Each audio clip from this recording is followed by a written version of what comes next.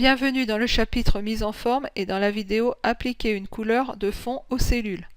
Nous allons voir comment remplir les cellules avec une couleur de fond. Alors j'ouvre Excel, j'ouvre le fichier que vous avez dans vos ressources, donc base de données XLSX. Et ici, je vais appliquer à ma ligne dans tête de colonne une couleur de fond. Pour ce faire, donc, je sélectionne mes cellules. Et ensuite, ici, vous avez un petit icône avec un pot de peinture et une couleur qui vous permet de mettre une couleur de fond aux cellules sélectionnées. Donc, si je clique ici directement, Excel va mettre en fait le jaune puisque c'est la couleur ici qui était sélectionnée. Ça me plaît pas trop comme couleur, donc je vais choisir une autre couleur et je vais prendre plutôt un gris ici dans la couleur de thème, un gris ici de couleur. Et là, vous remarquez que Excel a mis par défaut la dernière couleur que j'ai choisie, donc ce gris là. Je vais sur cette portion là de mes cellules mettre une autre couleur, donc un gris plus clair ici. Et donc, Excel a positionné cette dernière couleur comme couleur par défaut. Donc à chaque fois que vous allez choisir une nouvelle couleur, ici si je veux mettre ces cellules-là avec une couleur de fond bleu, Excel ici va conserver comme couleur par défaut la dernière couleur que vous aurez choisie.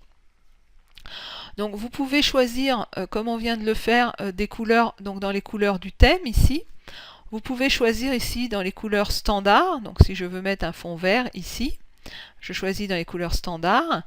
Vous pouvez choisir également de mettre d'autres couleurs donc de la palette. Donc ici, si je choisis cet orangé un peu cher, voilà. Et ici, Excel m'a mis toujours cette dernière couleur en couleur par défaut. Donc là, si je veux réappliquer, je sélectionne et j'ai juste à cliquer sur mon pot de peinture. Je vais également pouvoir utiliser des couleurs que je vais personnaliser moi-même à l'aide de la palette. Et ici, je peux prendre ce bleu un peu particulier et mettre ce bleu en fond de cellule. Et Excel vient toujours me mettre cette couleur en couleur par défaut. Alors, vous retrouvez également la possibilité de mettre les couleurs à l'aide de la fenêtre contextuelle ici et vous retrouvez vos couleurs de remplissage à ce niveau-là.